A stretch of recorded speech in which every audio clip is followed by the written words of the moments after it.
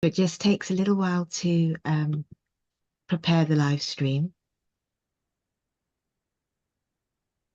And I just want to check that the sound will go off as well.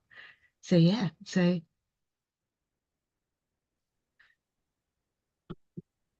there you go.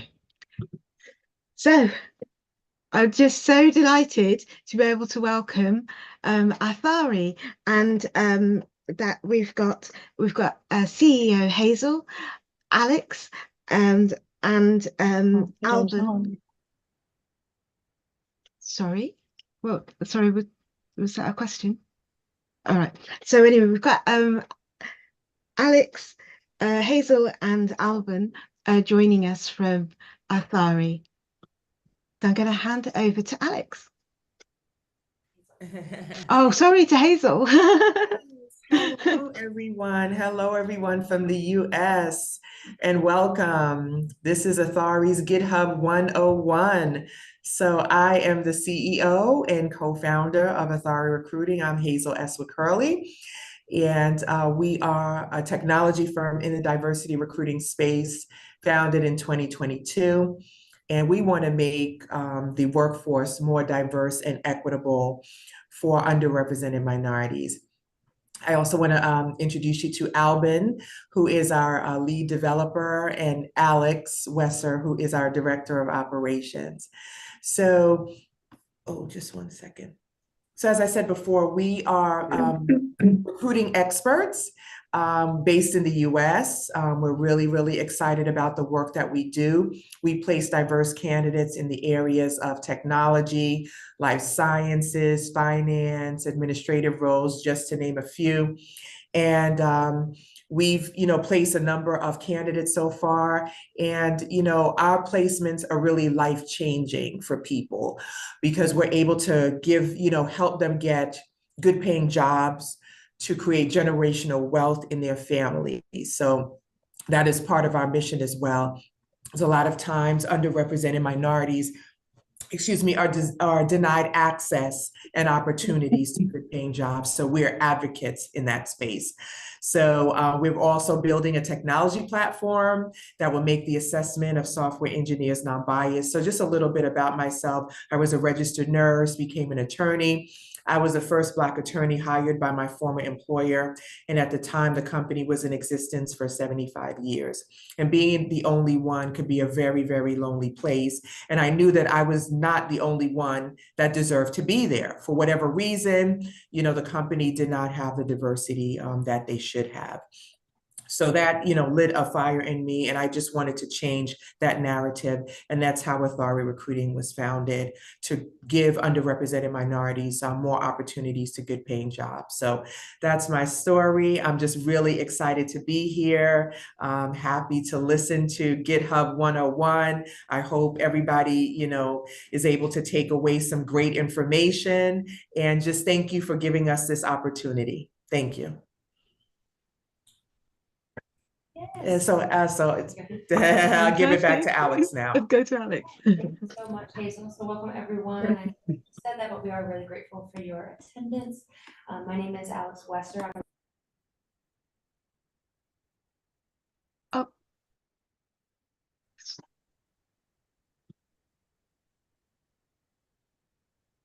All right. Thank you for that. Could everyone hear me? I apologize. Thank you. I accidentally was muted, so I know it's probably muffled. So yes, we are really excited. Part of that sort of operations is really knowing that as a tech firm, and as a tech firm that specifically cares about diversity and lifting up underserved, underrepresented, specifically voices, kind of our best route towards that is to be partnering with organizations like Coding Black Females to really do work and to extend work that they're already offering and programming that they're already offering. So we're really excited because we've done an event with Coding Black Females before, but this one comes to you as we are officially now partnered. We've got a contract in place, and we are excited to announce that. So for 2024, we'll be seeing a lot more of us. The first sort of 3 tenets of our partnership is really first and foremost to build bridges to access. So as Hazel mentioned, we are a recruiting firm. We are here as a resource to all Coding Black Females candidates, to both be a resource in placement. And though we are located in the US, Coding Black Females is working on sort of a US expansion, and we're excited to be a member of that. But jobs happen globally. People work remotely, especially especially people like you who are working in tech. So we are an access, a bridge to access for jobs. The second is sharing resources. We're partnered with Coding Black Females, but we also have a lot of other partners, other ways to be a bridge for you to have resources for other trainings, other partners of ours who offer jobs, placements, and those are a number of people in the UK as well.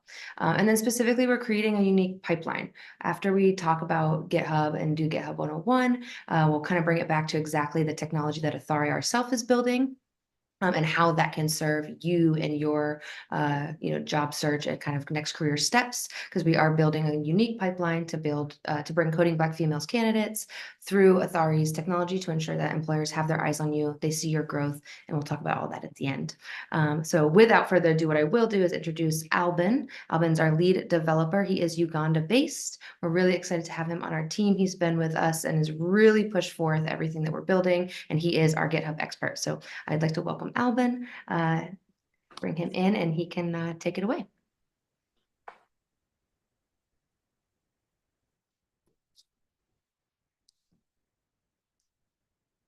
All right. Hello, everyone. So how is my screen, Hazel? Are you, sorry, Alex, are you able to see my background and everything set? Yeah, it's looking good. Thanks, Alvin. Yeah, so I am in Uganda and it's at night. So you excuse me for the darkness, but it's night right now. It's a few minutes to 9 to 10 p.m. So I'm going to really, share my story briefly. I am a senior developer. I've been developing for the last 10 years. And I'm an expert in building data systems, front-end development, AI. So I have expertise in, artificial intelligence and, building systems which can mimic human behavior, such as cognition and so forth.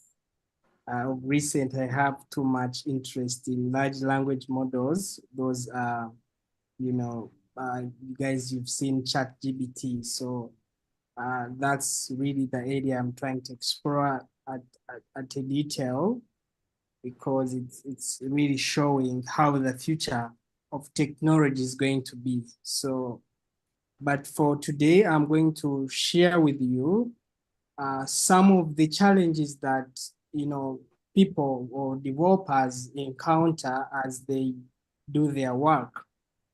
And so one of the biggest challenges about contributions. So you find I'm in Uganda, there is someone in Kenya, there is another team in Nairobi, there is someone in US, in UK, and in Australia. So in the modern computing, you have to work together, and so everyone has to work on a certain task, and then, what normally happens as you're working, of course, some things break, so GitHub is one of the most effective collaborative way of, software developers. And so it came about because you are resolving conflicts. So next slide, maybe. So you have now Git and GitHub. So when you combine the two, it helps you to version your code.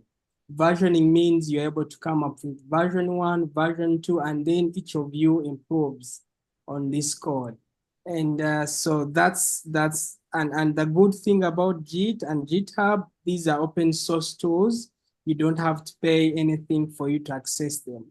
So, right now they are the most used tools, but there are other tools out there on market. You'll find GitLab, you'll find tools like Jenkins, Bitbucket.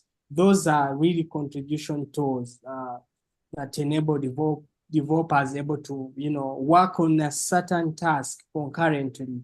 So, and then if you're a manager, you're able to even manage the workflow of how your team is working by maybe looking at the different lines of code that everyone is contributing to the work. So the next one. So next slide. Yeah.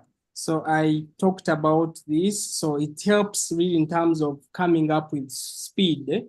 So meaning as right now, as a theory, we have someone in Texas, he's already working. In the morning when I wake up, I'll find he has worked on something. So I will have to pull what he has worked. I will show what all those terminologies mean. I'll have to pull what he has worked, put it in my workflow, and I'm able to push it again, send it to him so that the next day he's able to find it. So it helps really to be able to work, across teams, wherever everyone is, whether in Australia, wherever you're able to work concurrently. Next.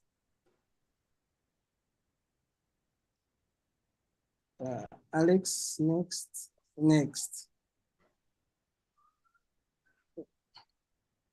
Yeah, so to get started, you just have to really install Git. So on your computer, you have to go to that website and you will find different downloads. You'll be able to find downloads for Linux, for Windows, for Solaris. So depending on the software that you have, you are able to download Git and then you install it. So on my computer, I'm using Mac OS, so I have downloaded, and then I have Git on my computer. So the next slide, so maybe I can start my screen to showcase what all this means. So you can allow me to share my screen. Okay.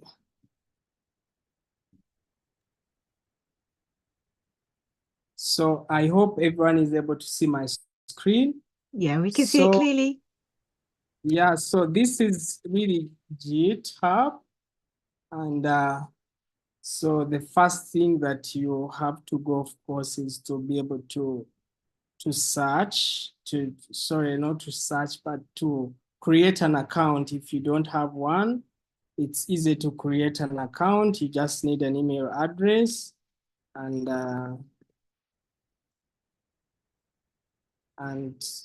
so you just search and then you are able to log in here. So it will bring you, immediately. So these are the different projects that I've worked and contributed to. There are quite many because of my experience, so they're not few. So right now, so the first thing that you have to do, maybe for everyone to understand, is that GitHub has what we call repositories. So repositories, think about repository as like a container, okay? So it's a container that holds the software or the code that you're writing.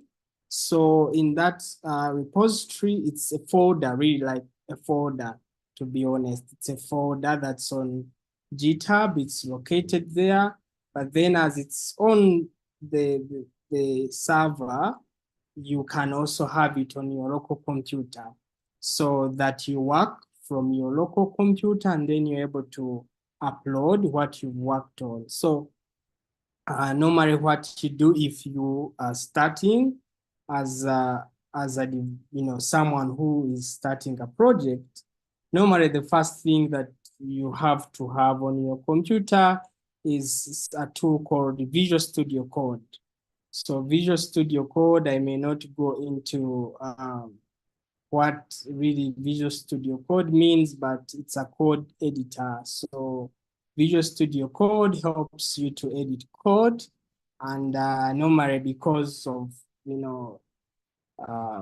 there are so many, so I prefer Visual Studio Code, but you can find tools like Sublime Text, If you're doing PHP programming, it's better to use PHP Storm.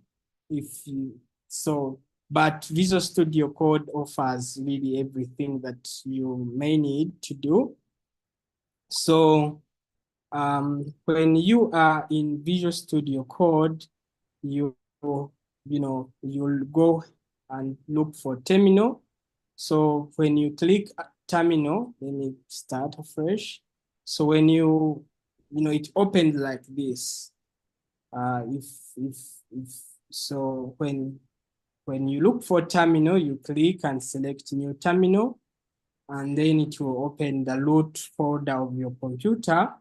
So then maybe you can say ls. Ls is to just list the different files and folders. So ls, these are Unix commands. So if anyone has basic knowledge on Unix, they are really Unix shell programming. So when you're working on a terminal, you need to have some basic knowledge of applying shell programming. So ls just gives you everything. So it's just like list. So then, as any developer, you may need to have everything that you're working on within the document. So you just cd and you go to documents. So when you cd into documents, cd means change directorate. So means you're moving from one folder to another. So I'm moving from root to documents. So if you do print working directorate, pwd, it shows you the current working folder that you are in. So when you use mkdir, this is also a Unix command, but I maybe recommend that you do some shell, you read some shell commands. There are so many basic shell commands. So basic shell commands. And you are able to find these commands that I'm using. So they are basics. They are basic. There are many, but the basic ones, you find them here and they show you. So if you go to this website, you are able to find, the website is called Jigs for Greeks, for Jigs. So you're able to find everything that, in terms of the command that you may need to work with. So make dir means you are making a folder, make directory. So I have got my folder test. So if I click enter, I should be able to list, and I'm able to find test in here. Okay. So after that, I'm able to let me see. Okay, this is, let me move it here. I'm able to find tests here. So when I go to test, cd test, okay. Now cd test means I have moved into test. So I am in a folder called test, okay. So if I came to my computer and I look for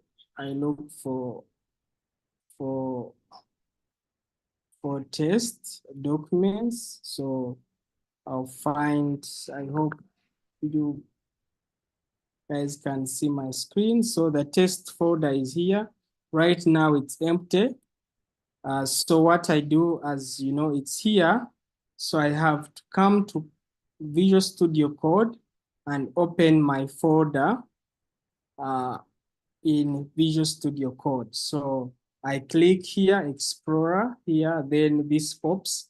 So I select open folder. Then I'm able to find documents and I can easily find test. I'm trying to be as brief, but also give more details as possible. So the folder is here open right now, it's empty. So in this folder, I can maybe add a Python file or maybe hello.py. So Python normally ends with a .py. So when if you're familiar with programming language, yeah, .py is Python, and then .html is HTML. So this is how you are able to create a Python file. Maybe I can say hello world. So hello world. So this is a file, simple file, and this has been created on my local computer. However, I want to be able to move this file to GitHub. In other words, I want to be able to put it to GitHub so that someone can maybe add a few lines of code on it. So there are many ways of doing this to GitHub. So you can come and say new, and then it will open for you new repository. I said the repository is just like a folder, so you're able to write in test. So as you write here down it, you'll see a prompt telling you that it's available, meaning that the repository name can be test. So it's not case sensitive, so we can call it test. And then public means anyone can see this repository. So maybe if in the future you are planning to make maybe this work open source for anyone to contribute to it, you make it public. But if it's just an internal maybe software that you're building, you make it private. And so means that you are the one who invites the people who can collaborate with you. And so later on, I will be able to share some basic explanations on the different interfaces that are available here. So README normally is really to explain the details. You give a description of the work or the project that you are going to work on. So then sometimes I don't select it, other times I don't, and it's okay. License, there are so many, but you want your work to be licensed. So you can choose all these are different licenses, and lawyers really are familiar with which license is better, but normally we use Apache or GNU public license. So doesn't matter, or MIT. So you create a repository. After creating a repository, you wait for a few minutes. Then you should be able to see something like this. Okay, so this is now your working space. Okay, so there is what we call branches. So in GitHub has main branch, which comes as a default, but you can add branches. Now, branches is when maybe think of like I will show you later on when I'm trying to show you how to contribute to like open source projects that anyone can start working with later. So, but you begin like this, and as you see, there is a license. So if you want to add a file, you can upload from the computer, or you can create from here. But before you do this, because I want to link this to my computer, to my local machine, I'm able to first of all come back and go to terminal, and then I will say git init, meaning I'm initializing GitHub so that my project can use GitHub. Okay, so I've finished, and if you see here, immediately there comes like this icon. This icon is for GitHub. So After doing this, you are able to now link the local machine with the one which is online. So we call that adding remote, okay? So what you do, you say git remote add. So you open the braces, and normally you can do like this. I'll show you later. Okay. So there is this here. You come here to code, you're able to see HTTPS, okay? And you can copy here. So then you say, come say git remote add origin.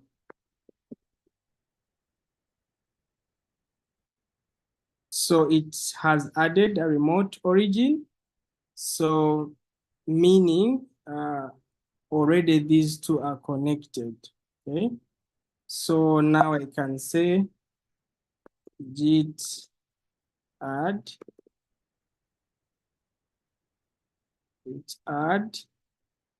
git add. When you say git add, it means you are adding everything on that's on the root directory of this project. So what I mean is ls, right now we have hello.py. So meaning if I say git add, I'm adding everything. Git add dot means I'm adding everything or every project, every file that's under the root directory. So I click git add and then I have added it there. Then I say git commit. Commit is an important feature of GitHub. It helps you to add comments to your code. In other words, if I have worked on something and I want my colleague maybe to know what I've done, I can say added hello world. So that's how you do it. And then it shows you that you have done one file, you have added one file. There is this, it even creates a mode for you. It shows you really what you've done, but this is key, okay? It explains very well what you are working on. So here we have just added a hello world file. Then I say git push, meaning it has to go. Yeah, but it has been, it has refused it because there is a file called readme, which there is a file called license here, initial commit, which is here, which we don't have in our local computer. So I have to first bring it, git pull, I have to first bring it here, okay? So then I can push again. So normally you have to set some upstream.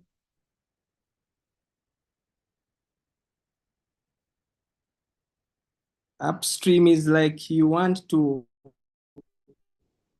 make sure that you tell GitHub that this is the main branch that we are using. Okay? So the main branch is main. This is very key. This is another command that maybe team can be able to search about, but it's very important. It means that the main branch, in other words, other people can create other branches, but the main one is main. Eh? Long ago, it used to be master, but right now it's main. Different branches. Then after I have to pull, it has to work.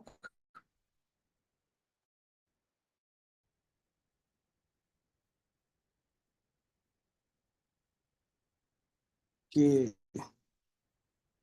So there are some. So now normally the duty with this, it's refusing because we added the different licenses, but because the one which is here has this kind of license and we don't have it here, okay?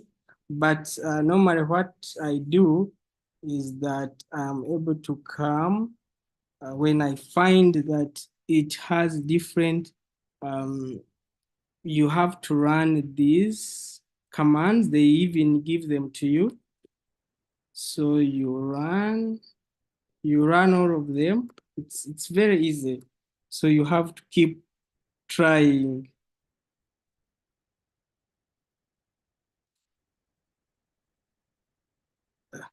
It's not allowing, but what I can do, let me create another repo that doesn't have the license.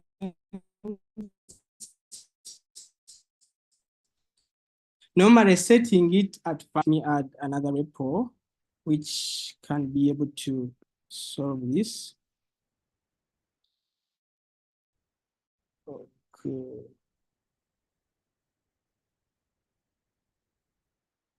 Excuse me.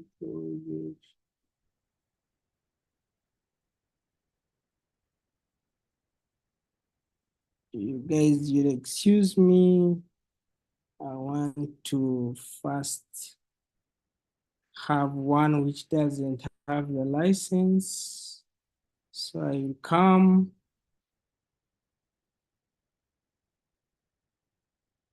Come and see actions. I want to first delete it and have the one without the licenses first.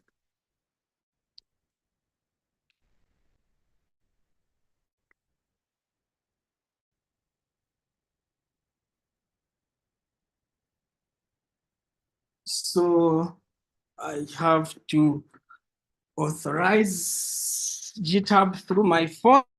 So it has a lot of like authentication. So I have to go on my mobile phone and authorize GitHub to use my account. So this is something that I have just fixed. So let me see. I come, I add new. And add test. So test, I don't want license now. So I make it private and I create, I don't want readme. Let everything be none.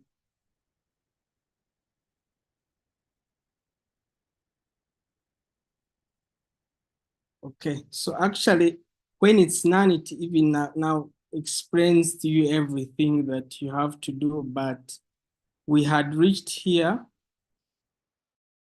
So this, it's already there. So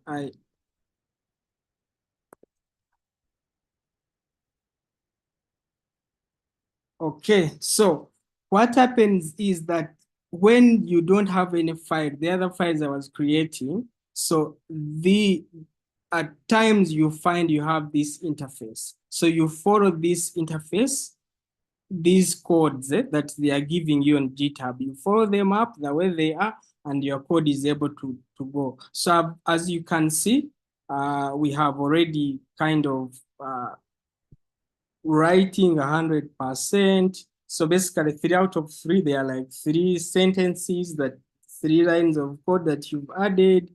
And it shows even the size. So when you come back to test, the file that you have added should be here, as you guys can see, and it's 7 minutes ago. Even the comment that I have just added, you find it here. So if I now trying to work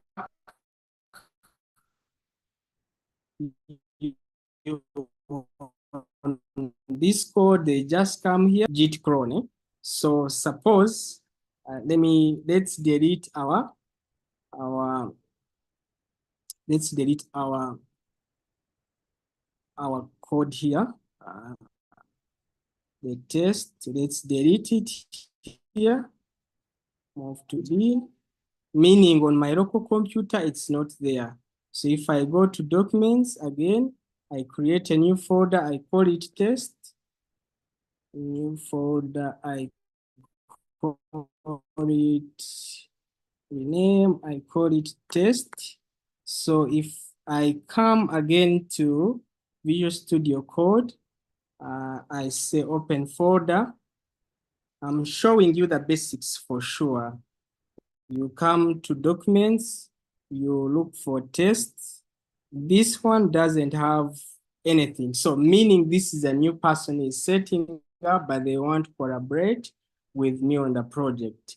So I just like the normal way I shared from the beginning, you come to terminal and then you are able to start the terminal. Okay. So for you who wants to collaborate on someone that on another person's project, what you do, I'm going to show you shortly, you use a command called clone. So clone makes you copy the code from GitHub to your local computer. So you say git clone, and then you add these codes. You come here, you select, you just click here. As you can see, copy URL to clipboard, you click it and it comes, then you're able to paste, and then you close, then you enter.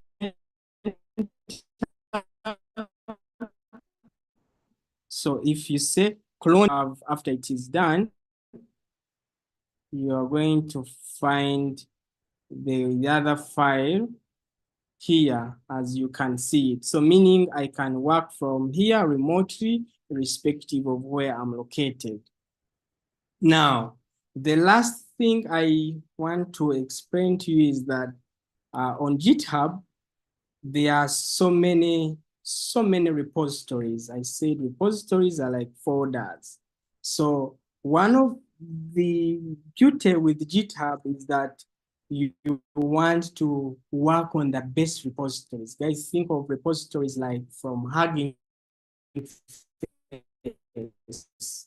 Hugging Face is a leading machine learning company which is developing the models that we are actually using in some of our workflow as Authority. So, you know, you come and look maybe for prosperity path. I don't, let me look for scikit-learn. But before that is that you need to know, what do I want? Do I want to contribute to front-end development? Front-end is really interface development. Do I want to contribute to back-end development? Back-end is really about development of APIs and server side. Or do I want to do full stack? Do I want to contribute to machine? You know, think of sometimes some developers want to contribute to like specific JavaScript. So if you have interest in JavaScript, there is something called JavaScript. NPM is just a package manager for installing. So you can search in my side, from my side, I had searched for material, or maybe I don't know if Tailwind has. So these are one of the best. Tailwind is really like CSS framework, CSS framework. So if you search, normally they are able to show you even the repository. Okay, so if you follow the repository, they even show you the weekly download. So there are always documentation. Before you start contributing to open source, look out for documentation that is explaining how to contribute. One of the things you'll find is some such things like, so like now this is just a CS framework, which is Tailwind. Tailwind is one of the frameworks that we are using in our front end work as a theory. And so normally when you search for like where you want to contribute for open source, you look at things they call issues, okay? Now issues are like maybe problems where like maybe there is some optimization problems, or maybe there is a button that needs to be changed. So you read through these issues. You don't have to be an expert. You just have to Google and maybe read a bit. So you come and open these issues. They will even show you the ones which are open. Now you look at any issue, like say you want to contribute to export files from Tailwind passing by plugin. When you click on the issue, they're able to give you the details of that issue, okay? What it is that they want you to work on. Normally what you do, if you want to contribute, you just comment here. You comment that I'm going to work, because me, I'm not going to work on it, but normally just say, I'm going to work on this issue. So this is where now you collaborate with other team, but on an issue. So there are issues open. These issues are actually opened by maybe people like me and you. So then we open an issue, and then the person is managing this repository is able to kind of update the list of issues. So afterwards, there is something we call forking. Forking is like you want to make a copy of the repository on your computer, meaning you may not want, let's say, let me see. So let me show you what I mean. So I contribute to one of the best machine learning. Myself as a developer, I contribute to scikit-learn. So what I do, we are the people, I contribute to what you guys see here among the contributors. So, but I have forked this repository on my workflow, as you can see it here. So forking means it comes here. So if I forked Tailwind, which I'm to my side, okay, so and then it even shows you. So if I say create a new fork, means I will have it on my repository workflow. So as you can see, it has about 3.8K forks, means it has 3,800, people who are working on this work. So that's really the introduction to GitHub. But before I conclude, I have to also share with you what we are building. I think Hazel had talked about what we are doing. So we want to be able to, bring out the best brains wherever they are, irrespective of where they are located, and connect them to the best jobs that you can find in the world. So we are building this platform that allows, recruiters to be able to search and find developers. The link to the platform, maybe I can share. So really testing it. So the scores are really being done. Algorithm is the one which is scoring. So as you can see, we are doing great work, and of course, we have also some product called Prosperity Path. In a few, the way I've explained how you can share from Tailwind, we will be, requiring or requesting you guys, if you want to build your skills in programming, to be able to come and create forks of our Prosperity Path platform, and then you can start collaborating. So otherwise, that's my presentation. Yeah, I will be glad if we can have maybe some Q&A. Yeah, sure. Yeah, absolutely. Alvin, if you want to Back to oh, go ahead. Yeah, I see there are some questions. Yeah, there's a question that Shola Yeah. asked earlier. I think you covered it, but it might be worth asking because you might have other things to add. What's the difference between GitHub standalone and connecting it to Visual Studio Code? Are there extra benefits to using VSC?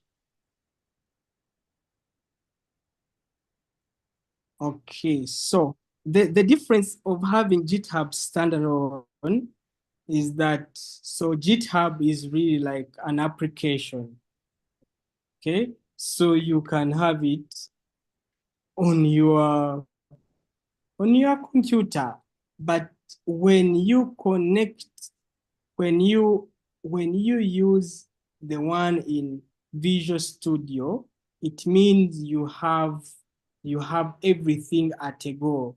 You have the GitHub on your Visual Studio Code, your code editor, and then but there is also the one which is standalone. So actually, people who use Windows a lot, they are the ones who normally find they have the Git application.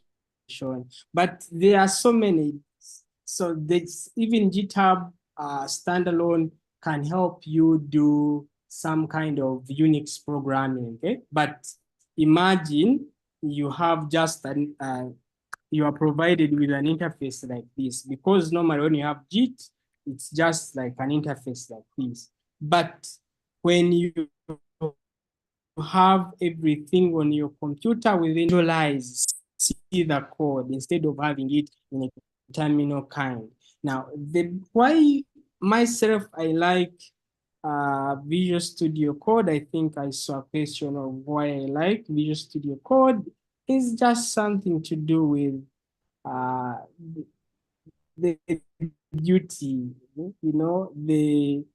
the ease of how I program, right?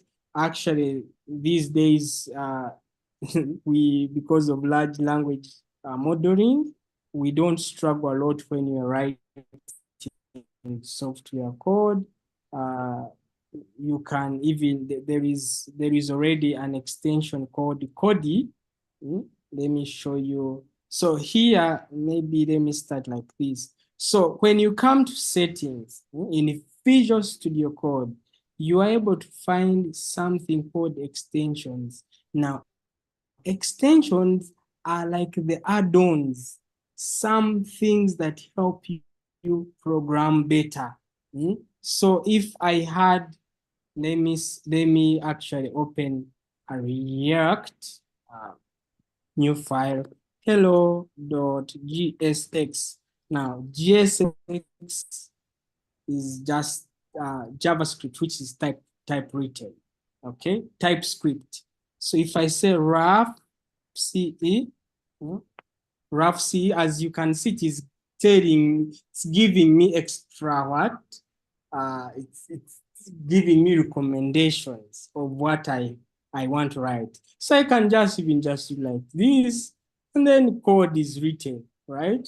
Code is written within a few minutes of code. So VS Code, the way these guys have developed it is that it enables you even do, manage your code easily. As you can see, it has different colors, it has even different themes. I can choose from from bordered, like I can choose anything, right? So you see, so it's very nice for me. I like it, but still there is no limitation. You can find all these tools. The best thing is really go out there, find the best tool that can work for you and use that one, so long as you're able to achieve your goal. But yeah, so I think I've explained why I like the dark mode. So then, of course, like I was saying, if I'm deploying, I even don't struggle deploying. I do the deployment from here. This is just remote deployment. So everything you can find it within Visual Studio Code. I shared with you, this is now, you can even do your, GitHub workflow from here. So everything is here, as you can see, you can search. And so that's the beauty of of Visual Studio Code. Yeah. Yeah, that's a really good explanation of why you might want to use Visual Studio Code compared to just having Git.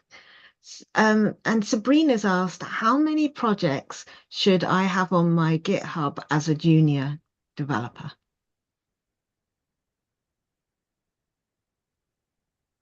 Oh, I love that question. So I love that question. It really reminds me those days I was struggling with thinking how many projects must I have. I think right now when you are starting as a developer, like myself, I will give an example. When I was starting coding, actually, I learned from a friend. Uh, I went to college, but I learned from a friend. And the way the friend was teaching me, it was very harsh. He told me, go to Coursera, do a course on Python. I did all that. Go on where free code camp, do a course on that. I did all that. But the best way to learn as a junior developer is to be able to build you know life-changing products. And by products, I mean you can begin with your portfolio website. That's the first. So have your portfolio website with your nice image there, and have it out there, right? Then develop it in now what I was saying before. You need to have a niche. Some people enjoy working on back end, others enjoy working on front end. And I will be honest with you, on a 30 team, as you guys have heard, I have several developers I work with, but the kind of work is more of the same. So no one can say for me I'm being front end, so I'm the core, or someone says I'm being back end, I'm the core. The burden, the load, or what you need to output out there is really, really the same. So it's up to you to now go out and say, I want to start out with front-end development, mobile app development. I started out as a mobile developer. I was doing mobile apps, okay? And me, I was really doing simple, a calendar. You do a calendar, have it on your phone, so that when I go to meet a recruiter, they ask me, what have you developed? I remove the calendar on my phone and I show them. That's how I was really actually starting. Like, so then you have, as you have those projects you've worked on, portfolio, calendar, try out, those, avoid, thinking maybe I can't manage this, push. Sometimes you have like errors, you have to make sure that you fix them, and then you get better and better and better and better. Before you realize, at least if you have 5 projects that are real world that you have worked on, I can tell you, you can easily find a job, you can easily find work, but also I think the idea is to find something that you can show to a recruiter, and then straight test them with GitHub. Actually, the other thing is that they will ask you for your GitHub portfolio, right? And when they ask for the GitHub portfolio, is that you have to show what you worked on, right? And so it doesn't matter. When they ask you for all that you have worked on, they see, but the key thing is that have these projects, are they on live server, for example? Have you experienced the whole software engineering life cycle? Have you developed it? Have you been able to deploy? Now you learn all those things, right? So I think it's the thing, having a few projects there that you can be able to do. And then of course I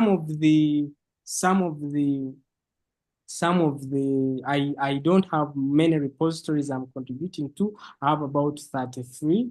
So, but I can tell you, sometimes you are able to develop some applications where you have not actually been pushed them to uh, GitHub, let's say Java, Oracle.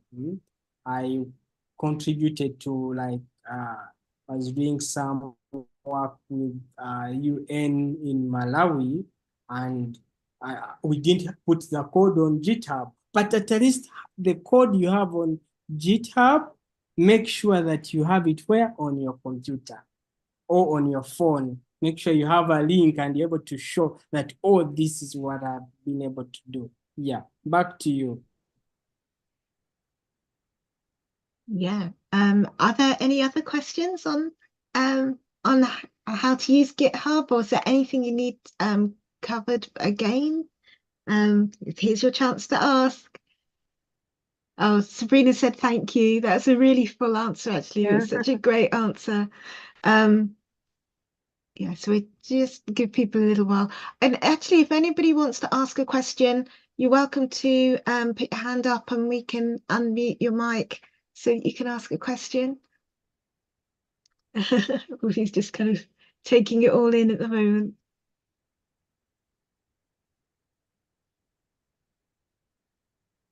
Yes, I suppose it's one question is just how do you choose your projects when you wanting to do say an open source one? How do you actually choose which one to go with? That's one. Okay, so how to choose? Now, for me, you want to test your skills with the best engineers out there, right? Every engineer, you want to be able to know, who are they, what is my yardstick? For example, if I want to measure my machine learning skills, that's why I contribute to scikit-learn, because I want to be able now to see how the engineers at maybe Google or Hugging Face are writing these kind of things, right? So you want to associate with those people, with those characters. You want to be able to associate with people who are doing great in the industry. So, for example, the best thing is to know that everything starts from repositories. Okay, repositories.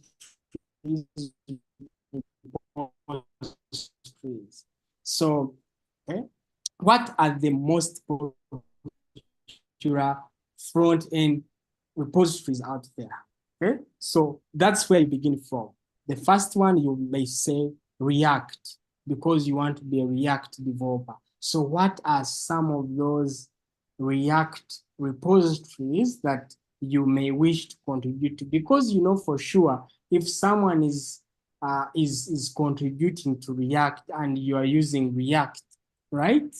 We use this React here to write code, but you want to be able now to be the one who is contributing to React, right? So you look for the best out there. So if I want to contribute, let me say to maybe Python, okay? What are you can even search, you can even Google, what are the most popular repositories out there, Python repositories, they will show them to you. They will even show you Flask. So you look for Flask, you look, and then you see, you find all of these things. If you want to build your skills in data analysis, being a data analyst, you look for things like pandas. You look for the best, okay? You don't just have to contribute anything. You have to make sure you're contributing to the cream de la cream, okay?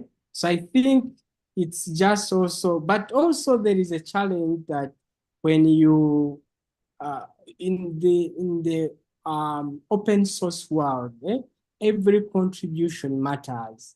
Okay, if sometimes how you start, let me tell you, for example, now imagine you want to go and start contributing to something which is already developed. Let me see if I can find an example.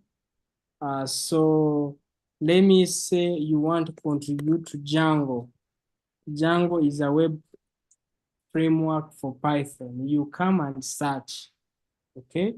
And it's here. As you can see, actually, they updated it 1 hour ago. So you can even see, even if you typed, you look for the best, really, that's the point. So you look for like Django, right?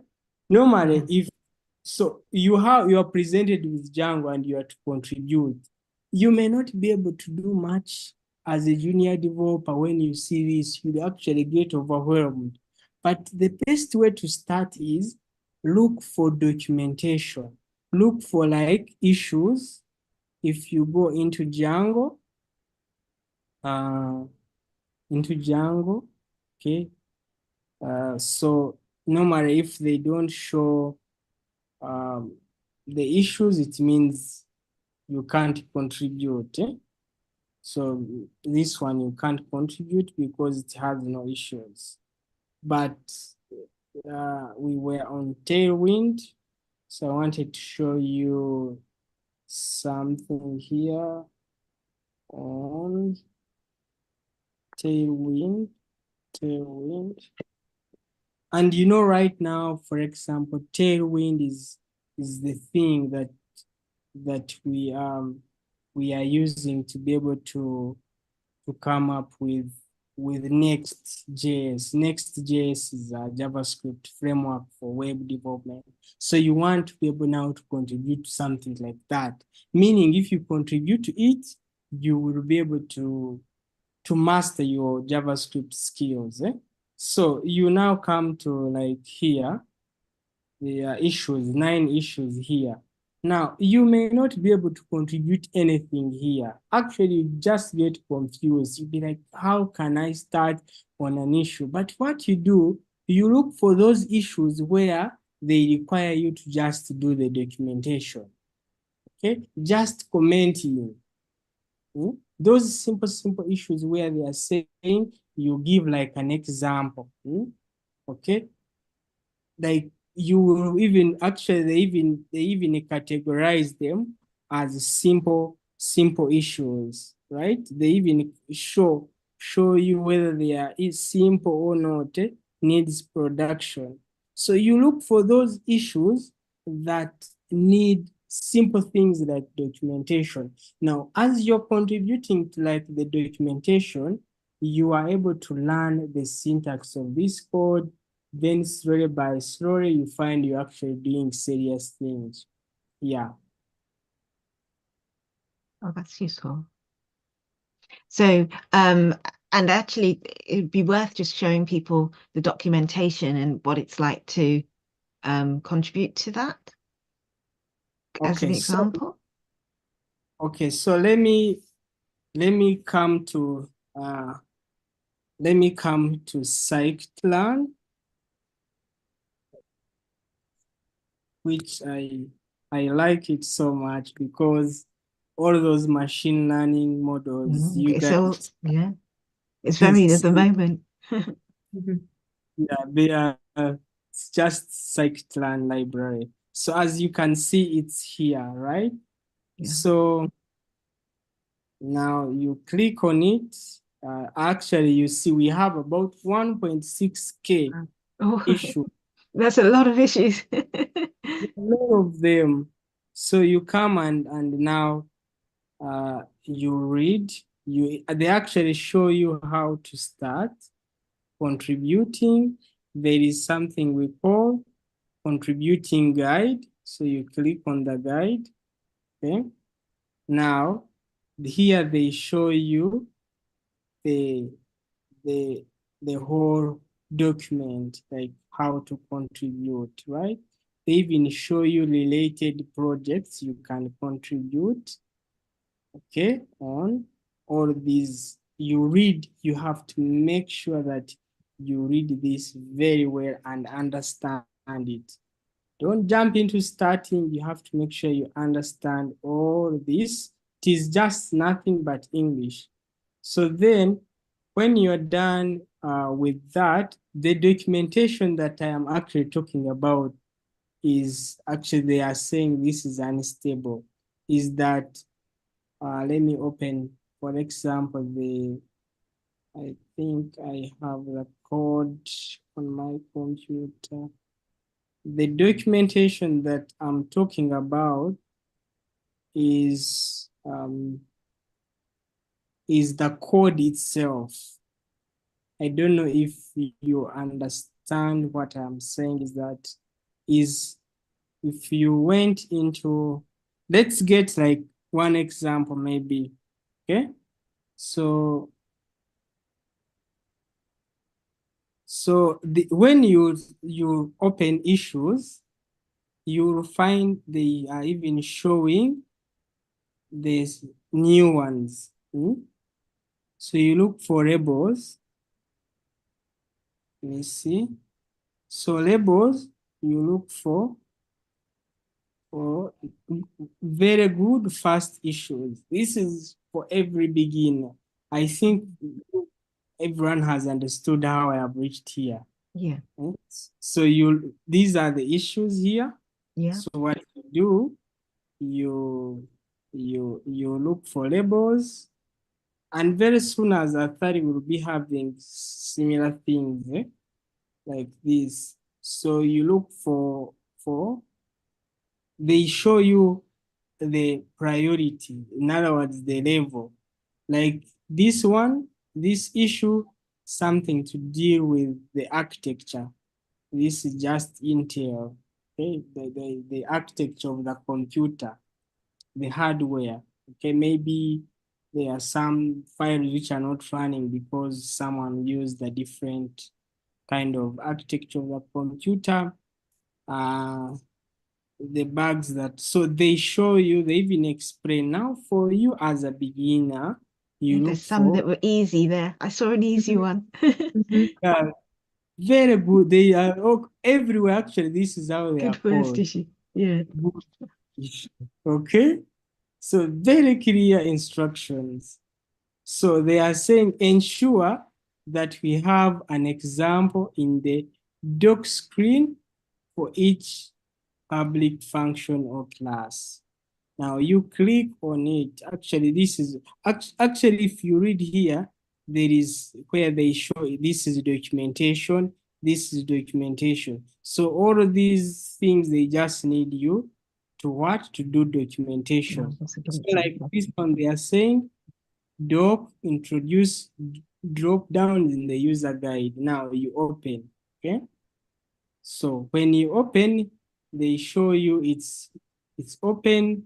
So everyone who has tried to work on it has maybe commented. As you can see, this one is working on this one is working on this one. No, what this means that once you have the code on this code on your computer, remember I talked of having the code on your computer, they have said introduce drop down in the user guide. So you are able to look for, you are able to go inside. Now I'm doing it here because I think I have not been able to find the code on my computer for this project. So you look now for the function. Now, all these, as you see, there is dog. So you look for like on your computer, you look for all these functions. You just enter into them, okay? But you enter into them from now your local computer, and then maybe these are images, so you may not do much on the images, but the functions normally are, let's see.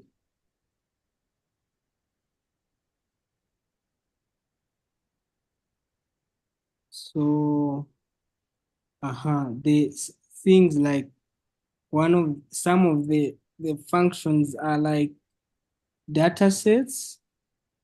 Okay, so these are data sets. So you go like in, sorry. So you go inside data sets, and then you go into like this one, and then inside here you add like an example. You look for the code. I wish I have it explained here, but you really go into the code and just comment and like add like a comment, like say if it's Python, you just add a few lines of code and maybe explain this function does this and this. Like that, you Yeah. just do some brief explanation and then you push the code. Yeah, but it's all of this, so you're able to follow through even what everyone has worked on. It's really very easy, by the way, to contribute these things, but Yeah, like I'm no, that's made it clearer. sometimes because they don't have money attached to them, you find they are so time consuming. Yeah. Yeah, because that's why everybody needs to help, isn't it? Because it's even just naming what the functions are can take so much time. Yeah, sure. And then when you are done, you actually the process of submitting, because you don't just submit anything, right? There must be someone to approve the code. So there now you generate what we call pull requests. So as you can see, all these pull requests here, like this one has been rejected, this has been accepted, this has been accepted. So this person did this. So you can see what he did. You can even go and see what they did, really. So you can go and even see what they did. So, but now after I actually was showing, sorry.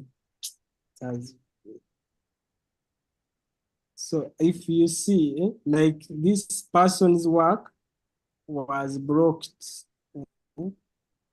So you can see what he did in the coding that he added.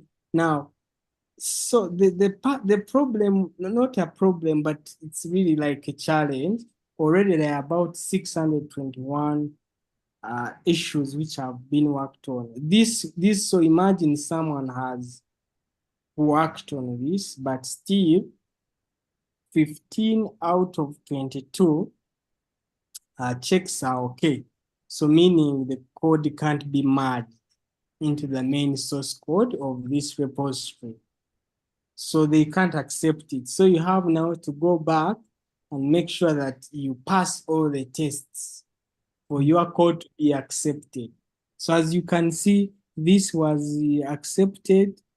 This is a document thing. So probably this one is a beginner, like any of us.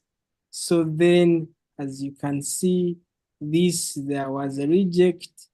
Okay. Yeah, So yeah. you keep Mhm. after You, they show you how to submit the code, but you generate a new pull request here. As you can see, there is a button here. Then you are able to define the pull request, what you worked on, you see. So even now, if you had your main, there's some comparison. It's very easy to do once you have followed the documentation of of the contribution sheet or workflow. Yeah. Yeah, fantastic. Thank you, Alban. Yeah. So there is actually a couple of other questions that Aloise wants to ask. Would I need to build a project that it doesn't have to be my business project, or can it just be any project to show employers as I am starting out? And then the second question is, once I have worked and finished a project with someone on GitHub, can I put the project on my GitHub as it is for someone else's project? And they said, Yeah, so, may I hop in, Alban, and maybe answer that real quickly, and also because it just pertains to Athari. And then of course, Alvin, you can follow me up if I misspeak, but one of my first thoughts is kind of to what Alvin was just showing. Any work you do on GitHub, people can see, right? So if Alvin was showing, for example, Alvin, if you want to go to your own profile, I can see if I'm looking at Alvin's profile at any time, even if it's not a project you started, I can see that you've added code to other projects on GitHub, right? So I think maybe the question too, do I need to add it to my own GitHub? It already lives on your GitHub. Any work you do, even if it's on a big public project, because you've done that work, it'll show up as issues you've fixed, pull requests you've submitted, or other work. So your work always lives, it's attached to your profile, like to your own work. Is that correct, Alvin? Yeah, but also before you even think of finishing the project, okay? So once you are starting out, one of the things is, now imagine you've some source code and your computer is lost. You lose your computer or you failed, maybe it gets a problem. You don't have backup of the source code. Okay? Now, that's a challenge, meaning you've lost a whole project even before you finish it. So the best thing, even before you think of finishing the project, once you start it, okay, you have to be able, like, for example, this is our project, okay? So I can add people to this project. But even if I stop working for Athari, this project, someone can take it up. Okay, it's here, it's for everyone to work on it, to contribute. And so me, I can't add someone, like when you do, maybe when you send an invite, it's the way LinkedIn works. Someone sends you an invite and then you approve or deny. So normally, also on GitHub, you receive a request to collaborate with someone on a project, and then you accept. The moment you accept, it means you are part of the contributors to the project. So then there is a question, would I need to build a project that doesn't have to be a business, right? So any project you can really, so the point was, it may not be a project like a business or what. The point is that recruiters out there are not looking at how many lines of code, for example, you have worked on. They are looking at, are you able? Actually, what makes a senior developer is not even the ability to be able to write excellent lines of code, is the ability to turn requirements over like requirements, and then you're able to have a product out of it. So what I'm trying to say is that what I'm trying to explain is that you have to have the ability to have a product to show a recruiter that, you know what, I can be able to come up with a mobile app that shows my daily schedules, that shows the events I have attended. Those are the things that recruiters are looking at, not just showing them Yeah, I have a hello world, 1,000 lines of hello world. They are looking for real world projects. What can you show that you have worked on? Okay, so it may not be a business, but have something that's tangible, a product that you're able to show. And like I said, it doesn't have to be complex, just small, portfolio about what what you actually even studied, the meetings you've attended. Even you can include this meeting we are having on your portfolio website. Have that content. And then, when you meet a recruiter, you say, oh, I even have my personal website. I'm the one who developed it. Those are the things that recruiters want to hear.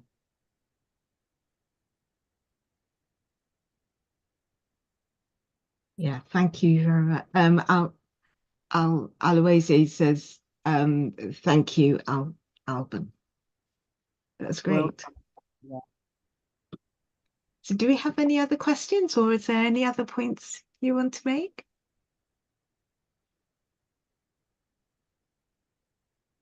Yeah, I'll hop in if there's no other questions, just to kind of tie us up. And Albin, if you don't have any other specific points, I'm happy to just kind of do our last few housekeeping things here.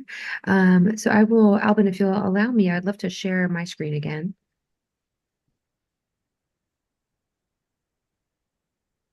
Amazing. Awesome. I'm just gonna hop us back into a slideshow. I don't know why I didn't do that automatically. But here we are. Yeah. So I would sum up just some of the things that Albin said. First and foremost, Athari is here, of course, because we are those recruiters. When he talks about when recruiters ask you for things, what I've learned and why Athari is so excited, GitHub is quickly becoming such a tool for recruiters everywhere. Our large clients are asking us, does that developer have a GitHub? Can we look at their GitHub profile? And this is where Athari saw opportunity to not only utilize GitHub in our current placement and helping people get jobs, but secondly, how can we build a tool that makes you, the candidate, the developer, more marketable to clients? Because what they want to see are how is someone able to code, right? We know that it's really important, especially when we want to center voices that often get overlooked or work that often gets overlooked, to veer away from where someone went to school, what their name is, who they are, where they're located, whatever that may be. But what's really important is, what is their capability? How do they work with the team? How do they see perhaps an issue and able to solve it? And how do you grow, right? And GitHub's such a great place to do that, which is why, when you're here early in your journey, being involved in GitHub will be so important. To sum up some of the points Albin just made, best ways to start are certainly first to seek in builders who you admire, or maybe projects, companies, right? Albin said he was really interested in large language modeling, so he's been looking at Scikit, the website he went back to a number of times. Look for builders who are working on projects that you aspire to want to be able to work on. If you are like, as a coder, I really want to be able to build, financial technical tools, look for projects on GitHub that are building financial technical tools and try to hop in or learn from the coders on there.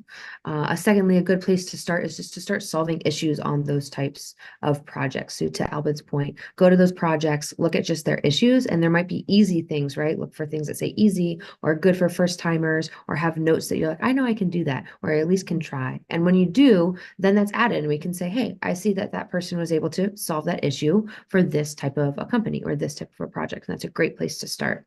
And then secondly, always read the contributing guides and the README files. Those are the first easiest ways to just get started. They'll tell you exactly how to code on that project specifically. And that's, I know just from experience, I'm completely a novice. I know that that's a really great way to start.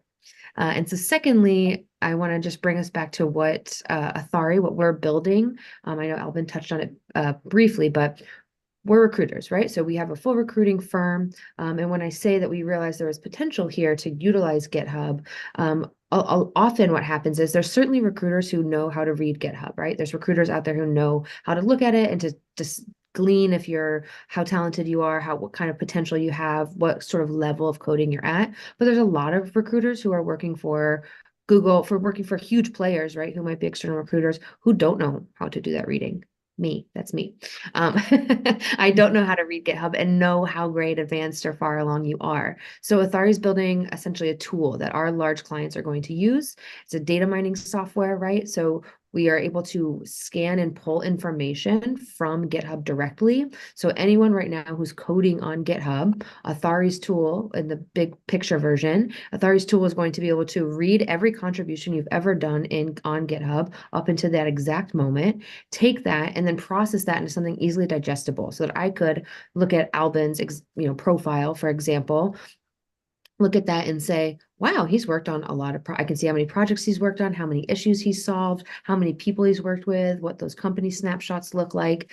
And then as a client, say I were a client hoping to hire a software developer, I can decide if Albin's the right fit for me. I can see all the work he's done. I can see it quickly in a snapshot. Imagine a baseball card, right, of a candidate. And the second part that's important to Authority is that we do keep those profiles anonymous. So when I would look at Albin's profile, I'm not looking at Albin's name. I'm not looking at where he's located, race, ethnicity, age, right? I'm really just looking at a blind profile of his work. And so you're always marketed through Authority as a candidate based on your skill sets and your capabilities, not based on any other traditional assessment method. So this is sort of what our product looks like. He showed a more updated version in real time, but this is kind of what that would look like, right? Something that would maybe just be kind of brief, might see what languages you've worked on, what kind of commit how much clarity you've been able to do, right? If you've had when you've fixed issues, has there been issues that needed to be fixed on your code, all of that, right? And most importantly, through the Authority platform is your user profile, when our clients look at it, is anonymous again. So we are eliminating some of those biases that might be inherent in the talent acquisition process. Secondly, we have clients who are going to start actively seeking talent utilizing our platform. We're in a big growth mode, which is really exciting for our company and for Authority in general. And we're starting to have clients who are going to be using our platform, thumbing through these sort of profiles, and they're utilizing GitHub, right? And secondly, our product is going to allow anyone to grow with us. So Albin spoke earlier briefly about our own project. So our vision for Authority and coming in the next few weeks, we are going to be opening our own projects on GitHub.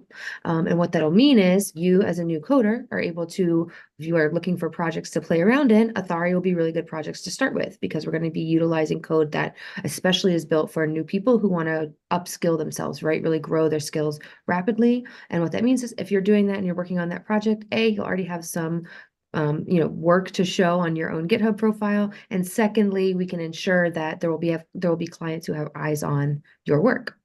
So the best way for us to just make sure that you're up to date on everything, I just want to close out with authority.io. That's our website, and there is /talent, or just going to the talent page.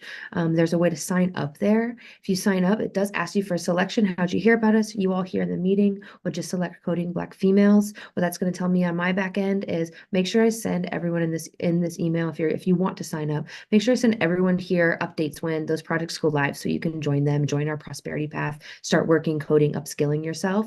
And secondly, so I can keep you up to date on any jobs, make sure that you're in our system and we can advocate for maybe your next best employment when we have clients who are looking for anyone in the UK, or if you're on this call and not in the UK, of course, that as well. Or B, anyone who says, we're looking for someone and we want someone who's been a part of one of your partners, like Coding Black Females. And I could say, fantastic. Tony Moore, just using your name because you're on the call. Tony Moore's part of Coding Black Females. They've been working on our project. Here you can look at their work, through Authority. So I encourage everyone here, if you are interested, Authority would be honored to advocate for your sort of next best steps. And the easiest way to do that is just to go to authority.io/talent, just fill out that form. There's a lot of questions on there. They're not all required. They all are really open to you. We like to make sure that people are able to offer as much information about themselves, about their identity. Most importantly, how do you identify? How do you want us to identify you? And so please know there's a lot of questions. You don't have to fill them all out. You can just put your name and that you found us through Coding Black Females, and that's okay too. But yeah, that's the best way to take a next step. And Authority is really excited to be here and be part of your career journey.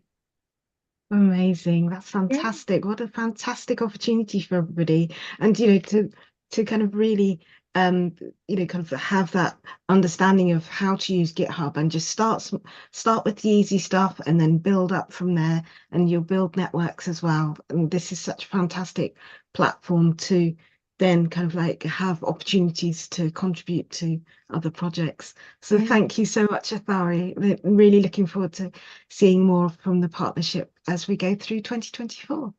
That's right. Yes. Thank you everyone for attending.